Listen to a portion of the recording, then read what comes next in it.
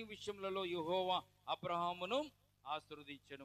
అప్పుడు అబ్రహాము తనకు కలిగిన సమస్తం ఏలుచుండిన తన ఇంటి పెద్ద దాసునితో, నీ చెయ్యి నా తొడ క్రింద పెట్టుము, నేను ఎవరి మధ్య కాపురం ఉన్నానో ఆ కానానీయుల కుమార్తెలలో ఒకదానిని నా కుమారునికి పెండ్లి చేయక నా స్వదేశమందున్న నా బంధువుల యొద్దకు వెళ్ళి ఇస్సాకును నా కుమారునికి భార్యను తెచ్చినట్లు ఆకాశము యొక్కయు దేవుడు భూమి యొక్కయు దేవుడునైనా యెహోవా తోడని ప్రమాణము చేయించదునని ఆ దాసునితో చెప్పినట్లుగా మనం చూస్తున్నాం. ఎవరైనా ప్రమాణం చేస్తారా? అలాగా ఎవరైనా ప్రమాణం చేస్తారా? ప్రమాణం చేయాలంటే ప్రమాణానికి ఒడంబడి ప్రమాణాన్ని ఒప్పుకొని వెళ్ళి అబ్రహాం గారు యొక్క ఆ కుటుంబాల్లో అబ్రహాం గారికి ఉన్నటువంటి ఆ సొంత జనాంగంలోంచి పెండ్లి కుమార్తెను తీసుకుని రావాలి. అయితే అబ్రహాము యొక్క దాసుడైనటువంటి ఎలీయెజరుకు ఒక నిర్దిష్టమైనటువంటి విశ్వాసము దేవుని మీద ఉంది. ప్రియమైన బిడ్డలారా, ప్రార్థన జీవితాలకు ప్రార్థన అంశాల గురించి చెప్పాలనుకున్నప్పుడు ఈ యొక్క ఎలియాజరును కూడా జ్ఞాపకం చేసుకుంటూ ఉంటారు. ఎప్పుడు ప్రార్థనలు చేసేటటువంటి సందర్భంలో ఎలియాజరు పేరు కూడా ప్రస్తావించి ఎలియాజరు ప్రార్థన కూడా ప్రార్థన అంశాలలో ఒక అంశంగా వారు తెలియజేస్తూ ఉంటారు పెద్దలైనటువంటి వారు. కారణం ఏంటో తెలుసండి, ఎలియాజరుకి దేవుని మీద చాలా ప్రగాఢమైన విశ్వాసము, దేవుని మీద ప్రగాఢమైనటువంటి నమ్మిక కూడా ఉన్నట్టుగా ఈ పరిశుద్ధ గ్రంథంలో మనం చూస్తున్నాము. అయితే ఈ ప్రమాణం చేయమని ఎలియాజరుతో చెప్పినప్పుడు ఎలియాజరు కూడా ప్రమాణం చేశారు. ప్రమాణం చేసిన తర్వాత ఎలియాజరు ఒక మాట అబ్రాహాము గారితో చెప్తున్నటువంటి విషయాన్ని 5వ వచనంలో మనం చూస్తాం. బాగానే ఉందండి, అబ్రాహాము గారు నన్ను వెళ్ళమంటున్నారు, నేను వెళ్తాను, తీసుకురావడానికి వెళ్తాను. ఒకవేళ ఆమె రాకపోతే నా పరిస్థితి ఏంటి, నా ప్రమాణం ఏమైపోవాలి అన్నప్పుడు 5వ వచనంలో అబ్రాహాము గారు చెప్తున్న మాట మనం చూడండి. 5వ వచనం చూడండి. ఆ దాసుడు, ఈ దేశమునకు నా వెంట వచ్చుటకు ఒకవేళ ఆ స్త్రీ ఇష్టపడిన ఎడల నీవు బయలుదేరి వచ్చిన ఆ దేశమునకు నేను నీ కుమారుని తీసుకుని పోవాలనా అని అడుగుతున్నాడు. అంటే నువ్వు ప్రమాణం చేయించా బాగానుంది, ఆ దేశపు యొక్క కుమార్తెను తీసుకురామని ప్రమాణం చేయించా బాగానుంది. ఒకవేళ ఆమె రానంటే నీ కుమారుని నేను తీసుకుని వెళ్ళొచ్చా? ఈ రోజున పెళ్లి చూపులు ఏం చేస్తాం చెప్పండి? పెళ్లి చూపులు ఏం చేస్తారమ్మా? పెళ్లి చూపుల్లో పిల్లను చూడడానికి పిల్లోడు తల్లిదండ్రులు వెళ్తారు, పిల్లోడిని చూడడానికి పిల్ల యొక్క తల్లిదండ్రులు వాళ్ళు వస్తారు, అంతే కదా జరిగేది. ఒకవేళ పిల్లని తీసుకొస్తే వెళ్ళినప్పుడు పిల్ల రాకపోతే, పెండ్లి కుమార్తె రాకపోతే, నీ బంధువుల్లోంచి ఆ పిల్ల రావడానికి ఇష్టపడకపోతే ఈ లోకపు మర్యాద చెప్పున ఏం చేయాలి? పిల్లవాడిని తీసుకుని ఆ పిల్లను చూడడానికి వెళ్ళాలి. అలాగే వెళ్ళమంటావా అబ్రాహాము గారు అని సేవకుడు అబ్రాహాము గారిని అడుగుతున్నాడు. దేశమునకు నేను నీ కుమారుని తీసుకుని పోవాలని అడుగుగా 6వ వచనం చూడండి. అబ్రాహాము, అక్కడికి నా కుమారుని తీసుకుని పోకూడదు సుమి, లేదు లేదు లేదు, అక్కడికి నా కుమారుని నీవు తీసుకుని వెళ్ళకూడదు, ఎందుకంటే అది పద్ధతి కాదు. ఎందుకు వెళ్ళకూడదు అబ్రాహాము గారు ఇక్కడ మనకు తెలియజేస్తారు. 7వ వచనం చూడండి. ఎందుకు తీసుకువెళ్ళకూడదు? నువ్వు పిల్లను తీసుకురావడానికి వెళ్ళు, ఆ పిల్ల నీతో వస్తుంది, కానీ నా కుమారుడిని మాత్రం తీసుకుని వెళ్ళడానికి వీలు లేదు. ఎందుకు నా కుమారుడు నువ్వు తీసుకువెళ్ళకూడదో నీకు విషయాన్ని చెప్తాను అంటున్నాడు అబ్రాహాము గారు. ఎందుకు తీసుకువెళ్ళకూడదో అబ్రాహాము గారు తన దాసునటువంటి సేవకుడైనటువంటి ఎలియాజరుతో చెప్తున్నాడు. 7వ వచనం చూడండి. 7వ వచనం చదువుతాం.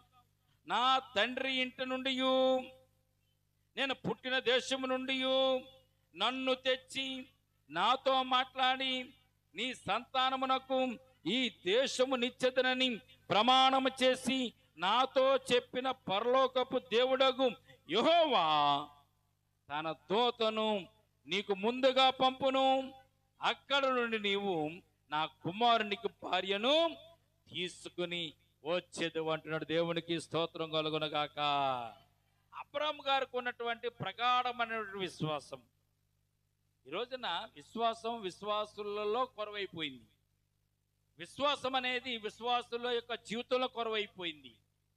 మనం విశ్వాస వీరులము, విశ్వాసులకు తండ్రి అబ్రాహాము గారి యొక్క కుమారులము కుమార్తెలము. దేవుని యందు మనం విశ్వాసం ఉంచాలి, యేసయ్యనందే మనం విశ్వాసం ఉంచాలి.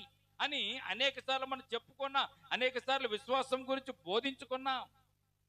విశ్వాసుల జీవితాలలో విశ్వాసము కరువైపోయింది, ఎక్కడ కనబడతలేదు. విశ్వాసం ఎందుకు కరువైపోయింది అని చెప్తున్నానంటే, ప్రియమైన బిడ్డలారా, చిన్నపాటి కష్టం వచ్చిన, ఇబ్బంది వచ్చినా ఇది మనమే తీర్చేసుకుందామని ప్రయత్నాలు చేస్తూ ఉంటాం. దేవుడు తీరుస్తాడని మనము నమ్మం.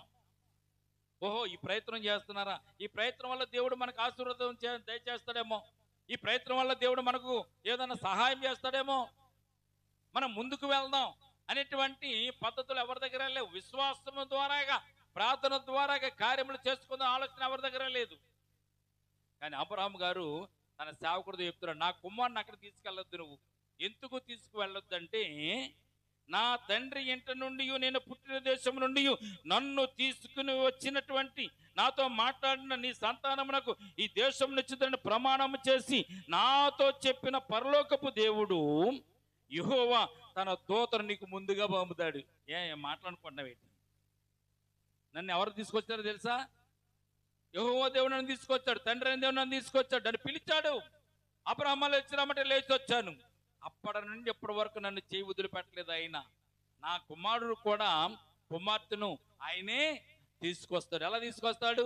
నీకు ముందుగా ఆయన దూతను పంపిస్తాడు. ఆ దూత నిన్ను నడిపిస్తుంది. నడిపించినప్పుడు నువ్వు అక్కడికి వెళ్ళి ఏం చేయాలి తెలుసా? నువ్వు అక్కడికి వెళ్ళి ఆమెను భారీగా, నా కుమారుడికి భారీగా తీసుకుని వచ్చేదవు అంటున్నాడు. దేవునికి స్తోత్రం కలుగును గాక. నువ్వు తీసుకొస్తావయ్యా, దేవుడు తన దూతను పంపిస్తాడు. నువ్వు వెళ్ళే మార్గంలో నీకు తోడుగా ఉంటాడు, ఆయన నిన్ను నడిపిస్తాడు అని సేవకుడైనటువంటి ఎలియాజరుతో మరి అబ్రహాము గారు చెప్పినప్పుడు, అబ్రహాము గారు మనసు ఎలా ఉండాలి చెప్పండి ఒకసారి. పిచ్చోడా మంచోడా, ఆ పిల్ల ఎవరో తెలవదు, పెళ్లి కూతురు ఎవరో తెలవదు, నాతో వస్తుందో రాదో తెలియదు. కానీ అబ్రహాము గారు మాత్రం ఏం చెప్తున్నాడు? ఆ పిల్ల వచ్చేస్తుంది నీతో అని చెప్తున్నాడు. దేవుడు నీకు తోడుగా తన దూతను పంపిస్తాడని చెప్తున్నాడు. ఇవన్నీ చెప్తున్నాడు అబ్రహాము. మరి అబ్రహాము సేవకుడైనటువంటి ఎలియాజరుకి నమ్మకం లేదు. నమ్మకం ఉంటుందండి? ఉంటుందా నమ్మకం? మీకు ఉంటుంది చెప్పండి, మీకు నమ్మకం ఉంటుందా? 2024 సంవత్సరం మిమ్మల్ని దీవిస్తానని దేవుడు వాగ్దానం వచ్చింది అనుకో, నమ్ముతారా మీరు? ఆ కాగితాల్లో ఉన్నది ఏమంటారు, వాక్యాల్లో ఉన్నది ఏముంటుందిలే, అంతా మనం నమ్మం. కానీ అబ్రహాము సేవకుడు కూడా నమ్మలేదు. నమ్మడంటారా? నమ్మలేదు. అందుకే నమ్మలేదు కనుకనే అబ్రహాముతో చెప్తున్నాడు, ఒకవేళ ఆ పిల్ల రానంటే నీ కుమారుని తీసుకుని వెళ్ళొచ్చా అని అబ్రహాముతో చెప్పడానికి కారణం కూడా అది. కానీ అబ్రహాము అంటాడు, లేదు లేదు లేదు, నా దేవుడు నా కుమారుని కొరకు అక్కడ నుంచి భార్యను తీసుకుని వచ్చేలాగా ఆయన తన దూతను పంపిస్తాడు అని చెప్పాడు. చెప్పినప్పుడు ఏం చేస్తాడు చూడండి. అయితే నీ వెంట వచ్చేటకు ఆ స్త్రీ ఇష్టపడిన ఎడల ఈ ప్రమాణము నుండి నీవు విడుదల పొందుతావు, గాని నీవు నా కుమారుని అక్కడికి తీసుకుని పోకూడదు అతనితో చెప్పాను. ఆ దాసుడు తన యజమానులకు అబ్రహాము తొడ క్రింద తన చెయ్యి పెట్టి ఈ సంగతుల విషయమై ప్రమాణము చేసెను. దేవునికి స్తోత్రం కలుగునుగాక. ఆ సవాల్ని స్వీకరించాడు ఎలియాజరు. అబ్రహాము గారు చెప్పినటువంటి ఆ సవాల్ని స్వీకరించి, నేను ప్రమాణం చేస్తాను, నీ కుమారుడికి కుమార్తెను తీసుకుని వస్తాను, నిన్ను నడిపించిన దేవుడు నన్ను కూడా నడిపిస్తాడు అనేటువంటి విశ్వాసంతో ఎలియాజరు ముందుకు వెడుతున్నట్టుగా పరిశుద్ధ గ్రంథంలో మనం చూస్తాం. ఎలియాజరు ప్రయాణం చేసేటువంటి విషయాలను ఇక్కడ మనం 10వ అధ్యాయంలో నుంచి 10వ వచనంలోంచి మనం చూస్తాం. 10వ వచనం మనం చూసినట్లయితే, అతడు తన యజమాని ఒంటెలలో 10 ఒంటెలను తన యజమానుని ఆస్తులో శ్రేష్టమైన నానా విధములకు వస్తువులను తీసుకుని పోయెను. అతడు లేచి ఆరాయిములోనున్నటువంటి నాహోరు పట్టణము చేరి సాయంకాలమందు స్త్రీలు నీళ్లు చేతుకొనవచ్చు వేళకు ఆ ఊరి బయటనున్న నీళ్ల బావి యొద్ద తన ఒంటెలను మోకరింపచేసి, ఇక్కడ ప్రార్థన చేస్తున్నాడు అంటండి. వేటిని మోకరింప చేశాడంటండి? ఎలియాజరు తన యజమాని దగ్గర నుంచి ప్రయాణాన్ని మొదలుపెట్టాడు. 10 ఒంటెలను తీసుకున్నాడు. 10 ఒంటెలు నడిపించడానికి సేవకులు తీసుకున్నాడు. అలాగే కొంత డబ్బును, కొంత ధనాన్ని, కొంత బంగారమును కూడా ఆస్తిలో శ్రేష్టమైన నానా విధములైనటువంటి వస్తువులను తీసుకుని పనివారం తీసుకుని ఎలియాజరు ప్రయాణాన్ని మొదలుపెట్టాడు. ప్రయాణం మొదలుపెట్టిన తర్వాత ఎక్కడికి వెళ్ళాగాడు? నాహోరు పట్టణము చేరి సాయంకాలం ముందు స్త్రీలు నీళ్లు చేతుకుని వచ్చి వేళ్లకు ఆ ఊరు బయట ఉన్న నీళ్ళబావి వద్ద తన ఒంటెలను మోకరింప చేసి అక్కడ ప్రార్థన చేస్తున్నాడు. దేవునికి స్తోత్రం కలుగునగాక. ప్రార్థన చేయడం మొదలుపెట్టాడు. కార్యము ప్రారంభించేటప్పుడు ప్రార్థన చేయాలి, కార్యము ముగించినప్పుడు కూడా ప్రార్థన చేయాలి. దేవుడు నీ జీవితంలో చేసినటువంటి మేలును బట్టి, ఆశ్చర్యమైన కార్యాలను బట్టి కృతజ్ఞతలు కూడా నీవు దేవునికి చెల్లించాలి. ఇప్పుడు అబ్రాహాము సేవకుడైనటువంటి ఎలియాజరు ముందున్నటువంటి సవాలేంటి? అతను వెళుతున్నప్పుడు అబ్రాహాము గారి కుమారుడైనటువంటి ఇస్సాకు భార్యగా ఉండవలసిన ఆమె డైరెక్ట్ గా మరి సేవకుడైనటువంటి ఎలియాజరుకి ఎదురుపడాలి. దేవుడు ఆమె దగ్గరికే నడిపించాలి, మరొకరి దగ్గర నడిపించకూడదు. మొట్టమొదటి విషయం. రెండవ విషయం ఏంటి? ఆమెను ఎలా గుర్తించాలి? ఇప్పుడు ఇస్సాకు భార్య అయ్యేటువంటి స్త్రీని ఎలా గుర్తించాలి? ఆ అమ్మాయిని గుర్తించడం ఎలాగా? ఆమె ఎవరో తెలియదు, రొంగు ఎవరో తెలియదు, ఎత్తు ఎవరో తెలియదు, పొడుగు ఎవరో తెలియదు. ఆమె ఎలా ఉండాలో కూడా ఎవరికి? ఎలియాజరుకు తెలియదు. కానీ దేవుడు నడిపిస్తాడు. దేవుడు నీ ముందుగా ఒక దూతను పంపిస్తాడని అబ్రాహాము గారు చెప్తే ఎలియాజరు వచ్చాడు. మరి ఆ స్త్రీ ఎవరో తెలవాలంటే ఏం చేయాలి? ఎలియాజరు ఏం చేయాలండి? ఆ స్త్రీ ఎవరో ఎలియాజరుకి తెలియాలంటే ఎలియాజరు ముందుగా దేవునిని అడగాలి. దేవునికి స్తోత్రం కలుగునుగాక. దేవుని అడగాలి. దేవుని అడిగితే దేవుడు చూపిస్తాడు. ఈ రోజున చాలా విషయాలలో మనకు తెలియనప్పుడు దేవుణ్ణి అడగడానికి ప్రయత్నం చేయాలి. దేవుని సన్నిధానం మోకరించి అడగడానికి ప్రయత్నం చేయాలి. అందుకే ఇక్కడ చూడండి, ఎలియాజరు ప్రార్థన చేస్తున్నాడంట. చూడండి, అతడు తన యజమాని ఒంటెలలో 10 ఒంటెలను తన యజమాని ఆస్తులో శ్రేష్టమైన నానా విధమైన వస్తువులను తీసుకుని పోయాను. అతడు లేచి ఆరాయలో ఉన్నటువంటి నాహోరు పట్టణము చేరి సాయంకాలం మందు స్త్రీలు నీళ్లు చేతుకుని వచ్చి వేళ్లకు ఆ ఊరు బయటనున్న నీళ్ల బావి యొద్ద చేరి తన ఒంటెలను మోకరింప చేసి ఇట్లు ప్రార్థన చేస్తున్నాడంట. ఎందుకు? ఎలియాజరు ప్రార్థన చేయొచ్చు, కానీ ఎలియాజరు కొన్నట్టు ఆలోచన తెలిసింది, తన పనివారిని, తన ఒంటెలను కూడా మోకరింప చేసి దేవుని సన్నిధానంలో ప్రార్థన చేస్తున్నాడు. 12వ వచనం. నా యజమానుడు అబ్రహాము దేవుడు అని యెహోవా, నా దేవుడు అని అడుగుతలే ఎలియాజరు, నీవు నా దేవుడవు అని అడుగుతాలే. ఎవరి దేవుని గురించి ప్రార్థన చేస్తున్నాడు? అబ్రహాము దేవుని గురించి ప్రార్థన చేస్తున్నాడు. ఎందుకంటే అబ్రహాము నడిపించిన వాడు ఆ దేవుడే గనుక, అబ్రహామును కాపాడిన వాడు కూడా ఆ దేవుడు గనుక, అబ్రహాము కుటుంబం అంతటికి కూడా మేలు చేసేది అబ్రహాము దేవుడే గనుక, అబ్రహాము దేవుని బట్టి ఇక్కడ ఎలియాజరు ప్రార్థన చేస్తున్నాడు. మనం కూడా ఒక్కొక్కసారి ప్రార్థన చేసేటప్పుడు ఎలా ప్రార్థన చేయాలి? తండ్రి అయిన దేవా అని ప్రార్థన చేయాలి. కుమారుడు యేసుక్రీస్తు ప్రభు నామములో మనం ప్రార్థన చేస్తున్నాం. తండ్రి, నీ కుమారుడు యేసుక్రీస్తు నామములో మేము ప్రార్థన చేస్తున్నాం కనుక మా ప్రార్థన ఆలకించు అని మనం ప్రార్థన చేయాలి. ఎలియాజరు చేస్తున్న ప్రార్థన అదే. అబ్రహాము దేవుడైనటువంటి యెహోవా, నేను వచ్చిన కార్యము త్వరలో సఫలము చేసి నా యజమానులకు అబ్రహాము మీద అనుగ్రహమును చూపుము, చిత్తగించుము. నేను ఈ నీళ్ళ ఓట వద్ద నిలుచుతున్నాను. ఈ ఊరి వారి పిల్లలు నీళ్లు చేతుకొనుటకు వచ్చుచున్నారు. ఏమంటున్నాడు ఇక్కడ ప్రార్థనలో? ఏమని చెప్తున్నాడు? నేను ఈ నీళ్ళ బావి వద్ద నిలుచున్నాను. ఈ నీళ్ళ బావి వద్ద నేను నిల్చున్నప్పుడు ఊరు పిల్లలు నీళ్లు చేతుకుంటానికి ఇక్కడికి వస్తున్నారు కదా. వచ్చినప్పుడు నేను ఒకటి తలుచుకుంటాను.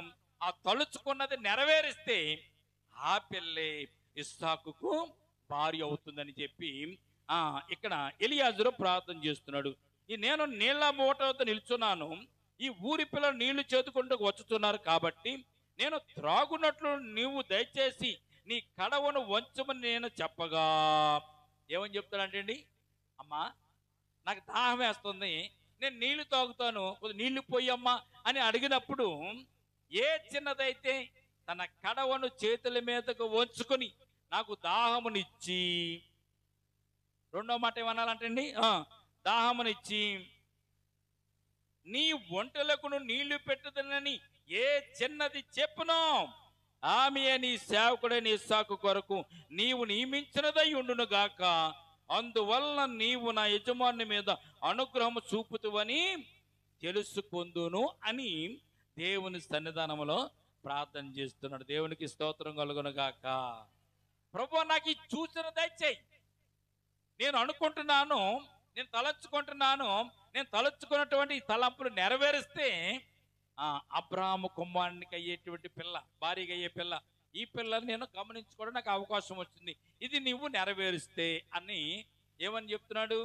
నేను నీలబాబు దగ్గర నిల్చున్నాను, ఎవరన్నా నీళ్ళు చేదుకోవడానికి ఇక్కడికి వస్తారు, వచ్చిన వెంటనే వాళ్ళతో నేను అంటాను, అమ్మ త్రాగడానికి కొద్దిగా నీళ్ళు ఇవ్వు అని నేను అడుగుతాను.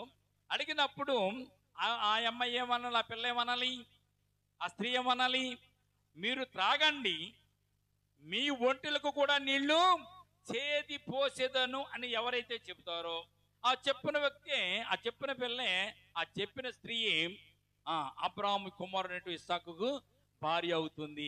ఈ నిదర్శనం నాకు దయచేయని ప్రార్థన చేశాడు. జరుగుతుంది ఇలాగ. ఎవరన్నా మంచినీళ్ళు ఇమ్మంటే మంచినీళ్ళు ఇస్తారు. కొంతమంది అయితే నువ్వెవరో నాకేం తెలుసు, నేను కడవ చేతుల మీద పెట్టుకుని నీళ్లు వంచి నీకు పోస్తున్నప్పుడు నువ్వు నన్ను ఒకవేళ వక్ర దృష్టితో చూడొచ్చేమో, నన్ను చూడడానికే నువ్వు నీళ్లు పోయమంటున్నావేమో, ఏ కాళ్ళు చేతులు బాగున్నాయి కదా, నూతులోకి దిగి నువ్వు తెచ్చుకోవచ్చు కదా, ఇలా అనరాయి చెప్పినన్నే చేస్తారేటమ్మ. ఎవరన్నా నీళ్లు చేతుకోవడానికి వచ్చినటువంటి వారు మగవారిని చూసినప్పుడు, బయట వారిని చూసినప్పుడు వారి దగ్గరికి వస్తారు. అసలు ఎవరన్నా వస్తారా? నీళ్లు చేతుకోవడం అంటే అర్థం ఏంటి తెలిసింది? ఈ రోజున బావులు ఉన్నాయమ్మా మీ ఇంట్లో? మీ ఇంటికాడ బావులు ఉన్నాయా ఏమ్మా? మీ ఇంట్లో నూతులు ఉన్నాయా? బావుల గురించి మీకు తెలుసా? కొన్ని బావులు చేదతో నీళ్లు తోడుకునే బావులు ఉంటాయి, కొన్ని బావులు అయితే మెట్లు ఉంటాయి, కొన్ని బావులకి మెట్లు ఉంటాయి. మెట్లంతా కిందకి దిగి నీళ్లు ముంచుకొని మళ్ళా పైకి రావాలి. మెట్లంతా కిందకి దిగి నీళ్లు ముంచుకుని పైకి వచ్చేటటువంటి సందర్భాలు కూడా ఉంటాయి. అంటే ఒకవైపుకే మెట్లు ఉండవండి, 4 పక్కల మెట్లు ఉంటాయి. నలుగురు దిగి నలుగురు పైకి ఎక్కేలాగా ఆ రోజుల్లో బావులు అలాగా తవ్వించేవారు. ఆ బావి చాలా పెద్ద బావి, లోపల నీరు కూడా లోతుగానే ఉంటుంది, పైన నీళ్ళే రావు. బావులు మనం ఇప్పుడు బోర్లు వేసుకుంటే మనకు దాదాపు 100 అడుగుల్లో నీరు పడుతుంది. మనకి 100 అడుగులు 100 అడుగులు లోపలికి వెళ్ళిన తర్వాత నీరు ఉంటుంది అనమాట. బావి కూడా 100 అడుగులు తవ్వాలి. తవ్వితే నీరు ఎప్పుడు అక్కడ ఊరుతూ ఉంటుంది. ఈ యొక్క స్త్రీ వచ్చింది, వచ్చి నీళ్లు ముంచుకోవడానికి వచ్చింది. వచ్చినటువంటి నీళ్లు తెచ్చుకోవడానికి, ఇంటికి నీళ్లు పట్టుకెళ్ళడానికి వచ్చిన వాళ్ళు పెత్తనాలు చేస్తే ఇంటికాడ వాళ్ళు ఏమంటారు? ఏమని అంటారమ్మా? ఊరుకుంటారా? నీళ్ళ కోసం చేపల్లో ఏం చేస్తున్నావు అక్కడ అడుగుతారా? అడగరా? ఈ రోజునంతే కుళాయిలు ఉన్నాయండి. బయట ఇంట్లో పంపు ఉంటుంది, ఇంట్లో ట్యాప్ ఉంటుంది, కుళాయి ఉంటుంది, మేడ మీద వాటర్ ట్యాంక్ ఉంటుంది. వంటగదిలో నీళ్ళు వస్తాయి, బాత్రూంలో నీళ్ళు వస్తాయి, స్నానాల గదిలో నీళ్ళు వస్తాయి. ఎక్కడ పడితే అక్కడ పంపులు ఉన్నాయి కాబట్టి తిప్పుకుంటున్నారు మీరు. అదే బిందు మోసుకుని వెళ్ళి నీళ్లు తెచ్చుకుని వాడుకోవాలంటే ఎంత బాధగా ఉంటుంది మీకు? బాధగా ఉంటుందమ్మా. మేము కింద ఇల్లు కట్టేటప్పుడు కావిడేసుకుని నీళ్లు తీసుకొచ్చి గోడలు దడుపుకున్న సందర్భం. పునాదుల్లో నీళ్లు కూడా కావిడేసుకుని రెడ్డి గారిని ఇక్కడ ఉండేవారు, ఎర్రకమ్మాయిని అంటారు, రెడ్డి గారికి ఎర్రకమ్మాయిని. ఆయన పొలంలో ఉండేది నుయ్య. ఆ నూతుల దగ్గర ఒక బోరు ఉండేది, బోరులో నీళ్లు పట్టుకుని కావిడతో మోసుకొచ్చి నేను కింద ఇంటిని కట్టుకున్నాను. ఇప్పుడు తినబట్లారా, ఈ రోజున సులువు అయిపోయింది. దీన్ని తడపడానికి మోటార్ ఉంది, దీనికి నీళ్లు కావడానికి పంపు ఉంది కాబట్టి గమ్మున సులువుగా అయిపోయింది. కానీ మా ఇల్లు కట్టుకున్నప్పుడు చాలా బాధలు పడ్డాం. ఎందుకు చెప్తున్నానంటే, ఆ చిన్నది వచ్చి ఎలియాజరు అడిగిన నీళ్లు పోసేస్తుందా? పోయిదు. కానీ దేవుని ప్రణాళిక ఉంటే ఈ కార్యం అంతా కూడా చక్కగా జరుగుతుంది. ఎలియాజరు ఏమన్నాడు? నేను త్రాగడానికి నీళ్లు అడుగుతాను. నీళ్ళు అడిగిన వెంటనే ఆ చిన్నది ఏం సమాధానం చెప్పాలి నాకు? అయ్యా మీరు త్రాగండి, మీ ఒంట్లకు కూడా నీళ్లు చేది పోసేదను. చేది పోయడం అంటే అర్థం ఏంటి? నూతులోకి దిగాలి, పైకి బిందు పట్టుకుని పైకి వచ్చి నీళ్లు ఒంట్లకు పోయాలి. ఎన్ని ఒంట్లు ఉన్నాయి అక్కడ? ఎన్ని ఒంట్లు ఉన్నాయి? 10 ఒంట్లు ఉన్నాయి. 10 ఒంట్లు తాగడానికి మీకు వచ్చే ఒక మాట చెప్తానండి. ఆ యొక్క పెండ్లి కుమార్తెగా ఉన్నటువంటి రెబ్కా యొక్క జీవితంలో ఆమెకున్నటువంటి త్యాగము, ఆమెకున్నటువంటి మంచి మనస్సు మీకు జ్ఞాపకం చేస్తాను. ఒక్కో వంటే దాదాపు 100 బిందులు అవుతుంది. ఒక్కో వంటు ఒక వంటు కలిపి 100 బిందులు నీళ్లు తాగుతుంది అది. దాని పేరు ఇంకోటి ఉందండి, ఎడారి వాడ. పుస్తకాల్లో రాయబడి ఎడారి వాడ దాని పేరు. ఎడారిలో జీవించేవారు ఒంటె పొట్టలో నీళ్లు దోసుకుంటారు. ఒంటె తాగిన నీళ్ళన్నీ కూడా ఆ పొట్టను తీసి నీళ్లు తాగుతారు అవసరం వచ్చినప్పుడు. ఒంటెని పొట్టలో అన్ని నీళ్లు ఉంటాయి, 100 బిందులు తాగుతుంది ఒంటె. ఒక్కొక్క ఒంటె 100 బిందులు తాగుతుంది. అక్కడ ఎన్ని ఒంట్లు ఉన్నాయండి? 10 ఒంట్లు ఉన్నాయి. తర్వాత ఇంకోటి కూడా విచిత్రమైన విషయం ఏంటి తెలుసా? పనివారికి కూడా నీళ్లు చేదు పోసింది రెబ్కాముగా. దేవునికి స్తోత్రం కలుగునగాక. ఇంట్లోకి వెళ్ళి ఒక బిందె నీళ్ళు బయట తీసిరమ్మన్నా, బయట నుంచి ఒక బిందె నీళ్ళు లోపల తెమ్మన్నా, ఈ రోజున పిల్లలకి నీళ్లు తేవడం బరువే, నీళ్లు మోయడం బరువే. అవన్నీ పక్కన పెడితే ఏదైనా పని చెప్తే పని చేయడానికి కూడా బాధ.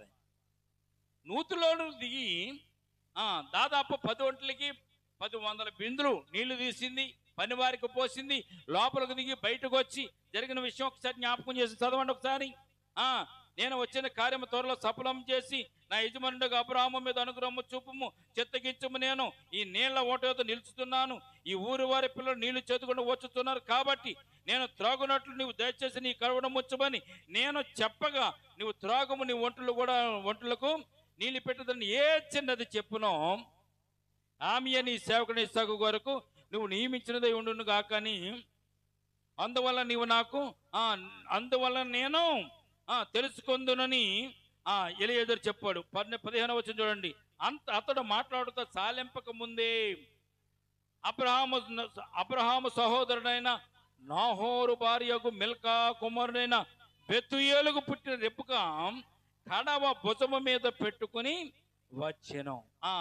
ఈ ప్రార్థన ముగించక ముందే, ప్రార్థన ముగియక ముందే, ఆమెను అనక ముందే ఎవరు వస్తున్నారంటండి? రెబ్కాము గారు కడవ భుజాలు పెట్టుకుని చక్కగా నడుచుకుంటూ వచ్చేస్తుందంట. 16వ వచనం. ఆ చిన్నది మిక్కిలి చక్కనది ఆమె కన్యక, ఏ పురుషుడు ఆమెను కూడలేదు. ఆమె ఆ బావిలోనికి దిగిపోయి కడవను నీళ్లతో నింపుకుని ఎక్కి రాగా సేవకుడు ఆమెను ఎదుర్కొన్నట్టుకు పరిగెత్తి, జాగ్రత్తగా వినాలి, ఏమని అడుగుతానన్నాడు? నేను నీళ్ళకి దాహం ఏమని అడుగుతాను. అడిగినప్పుడు ఆమె నీకును నీ ఒంట్లో కూడా నీళ్లు పోతానని చెప్పాలి. అలాగా చెప్పిందే ఇస్సాకుకు భార్య అవుతుందని చెప్పినటువంటి ఇక్కడ ఎలియాజరు అడుగుతున్నాడు. చూడండి, నీళ్లతో నింపుకుని పైకి ఎక్కి రాగా ఆ సేవకుడు ఆమెను ఎదుర్కొన్నట్టుకు పరిగెత్తి, నీ కడవలో నీళ్లు కొంచెము దయచేసి నన్ను త్రాగనిమ్మని అడిగాడు. ఏదైతే ప్రార్థన చేశాడో అడుగుతానని, అదే ప్రార్థన చేసి అదే మాటని ఇక్కడ రెబ్కా గారితో అంటున్నట్టు మాట మనం చూస్తున్నాం. ఇదిగోండి, నీ కడవలో నీళ్లు దయచేసి నన్ను త్రాగనిమ్మని అడిగాడు. 18వ వచనం చూడండి. అందుకు ఆమె, అయ్యా త్రాగుమని చెప్పి త్వరగా తన కడవను చేతి మీదకు దించుకొని అతనికి దాహం ఇచ్చెను. మరియు ఆమె అతనికి దాహం ఇచ్చిన తరువాత, నీ ఒంటలు త్రాగు మట్టుకు వాటికి నీ నీళ్లు చేది పోయిదని చెప్పి త్వరగా గాడిలో తన కడవను కొమ్మరించి తిరిగి చేదుటొక బావిలోనికి పరిగెత్తుకుని పోయి అతని ఒంటలన్నిటికి నీళ్లు చేది పోసిన. దేవునికి స్తోత్రం కలుగునగాక. ఎలియాజరు ఏమన్నాడండి? నేను దాహానికి నీళ్ళు ఇమ్మని అడుగుతాను, దాహానికి నీళ్ళు ఇస్తాను, మీరు తాకండి, మీ ఒంటలకు కూడా నీళ్లు నేను చేది పోస్తాను అని చెప్పింది.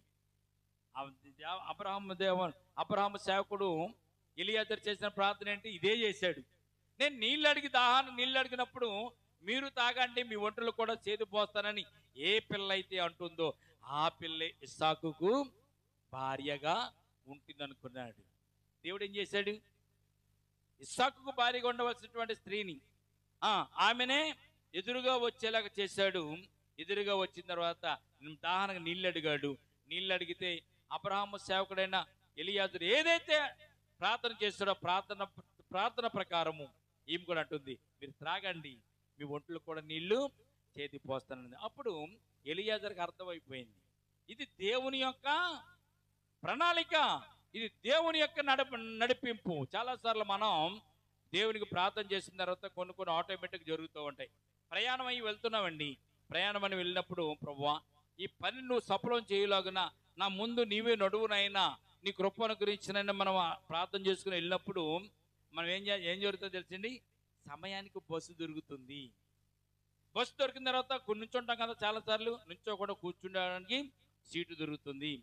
సమయానికి బస్సు ఎక్కడ ఆగకుండా మనం ఎక్కడికైతే ఏ ప్రాంతానికి అయితే వెళ్ళాలో ఆ ప్రాంతంలో మనం అడుగుపెట్టేంత వరకు చక్కగా బస్సు ప్రయాణం చేసి అక్కడ మనము దిగుతాము. ఎవరి కొరకైతే మనం ఆలోచన చేసి ఆ ఊరు వెళ్ళామో, ఎవరిని కలవాలని ఆ ఊరు వెళ్తున్నామో, మనం వెళ్ళేసరికి మనం ఎవరైతే ఎదురు చూస్తున్నామో వాళ్ళు మన కొరకు ఎదురు చూస్తూ మన కొరకు రావడం ప్రారంభమవుతూ ఉంటుంది. ప్రియమైన బిడ్డలారా, ఇవన్నీ కూడా మనం ఆలోచన చేసినప్పుడు మనం ఏమనుకున్నా తెలుసా, వెదుగుతున్న తీగ కాళ్ళకు తగిలినట్టు, అమ్మ నేను నీకోసమే నేను వచ్చానని వాళ్ళంటే, నీవంటే వాళ్ళేమంటా తెలుసా, నేను నీ దగ్గరికి రావాలని ప్రయాణం అవుతున్నానమ్మా అని వారంటే అప్పుడు అర్థమేమిటి, వారిద్దరూ కలవడానికి దేవుడు కృపను అనుగ్రహించాడు అని దేవునికి స్తోత్రం కలుగునుగాక.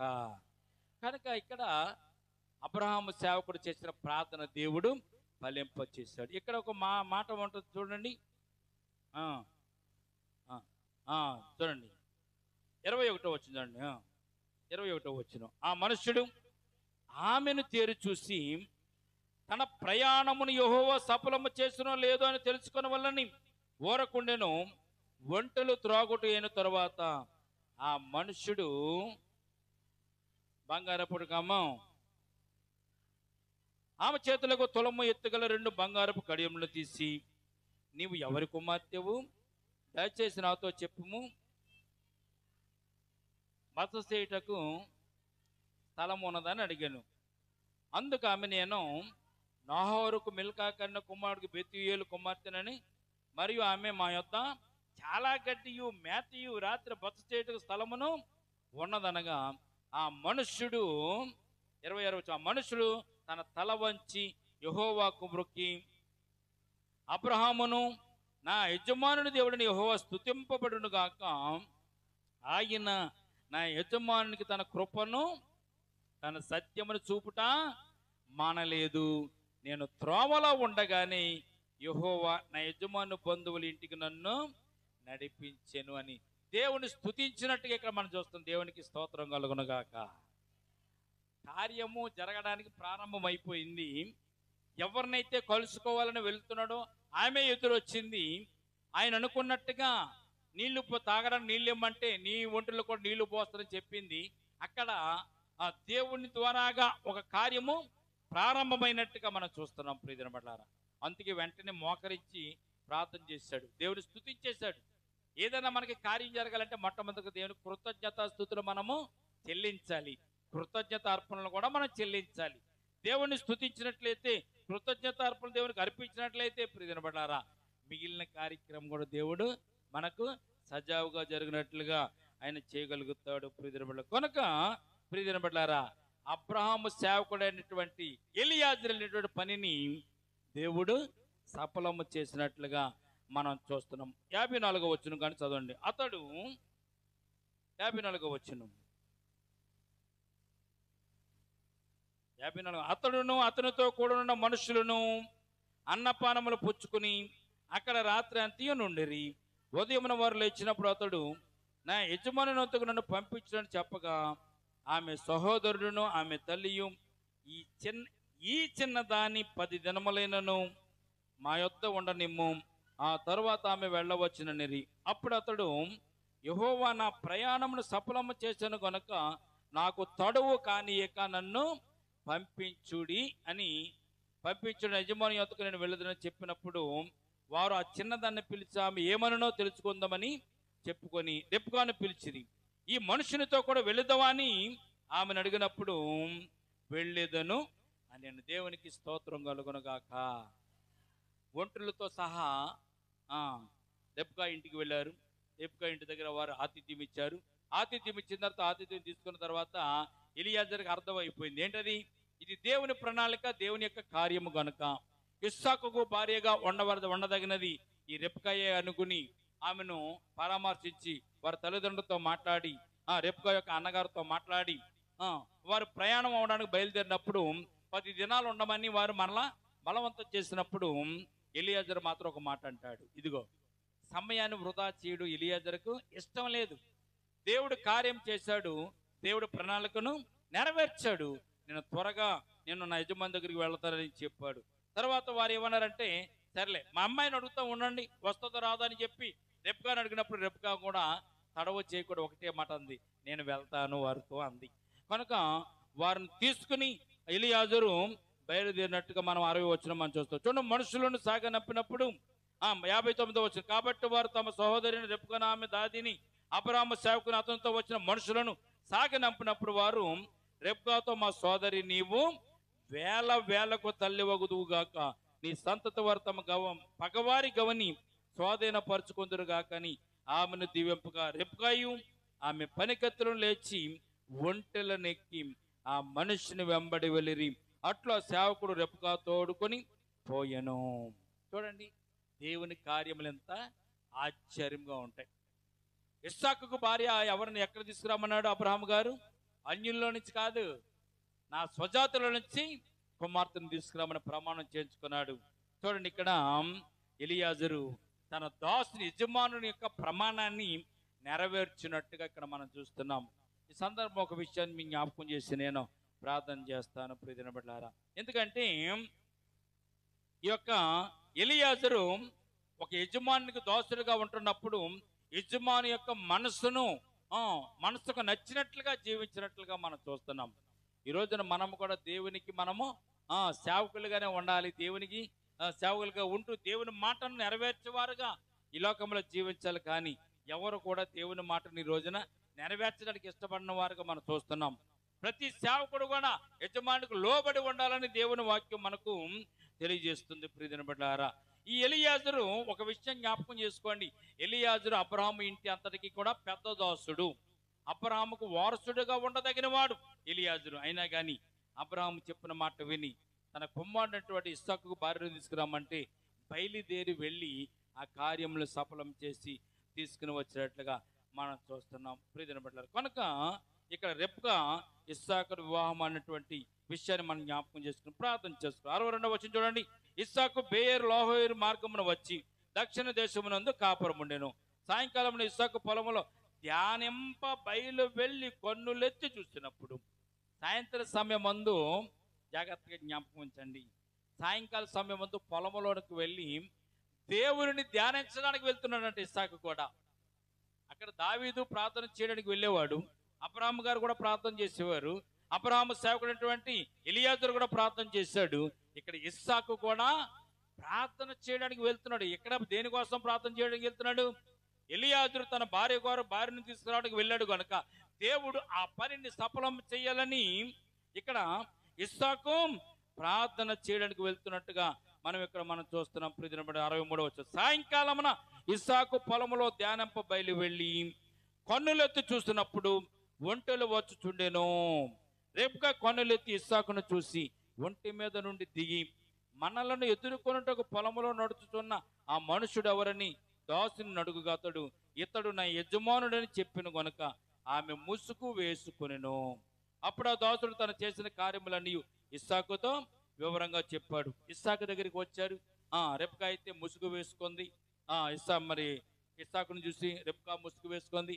ముసుగు వేసుకున్న తర్వాత సేవకుడు ఇస్సాకు మొత్తం చెప్పాడు, ఇలా ఎలాగైతే జరిగిన కార్యాలన్నీ చెప్పినప్పుడు అప్పుడు 26వ వచ్చినప్పుడు ఆ దాసుడు తాను చేసిన కార్యములని ఇస్సాకుతో వివరించి చెప్పిన. ఇస్సాకు తల్లి అని సారా గుడారములోనికి రెబ్కాను తీసుకుని పోయాను. అట్లు అతడు రెబ్కాను పరిగ్రహింపగా ఆమె అతనికి భార్య అయ్యాను. అతడు ఆమెను ప్రేమించను. అప్పుడు ఇస్సాకు తన తల్లి విషయమై దుఃఖ నివారణ పొందాను.